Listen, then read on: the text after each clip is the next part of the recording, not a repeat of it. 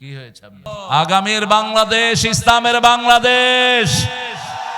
ইসলাম বিরোধী কোন শয়তানের দেশে থাকতে পারবে না। তো দিয়েছে ইসলাম আলারা বেশি, জমিনও তাদের হয়ে গেছে।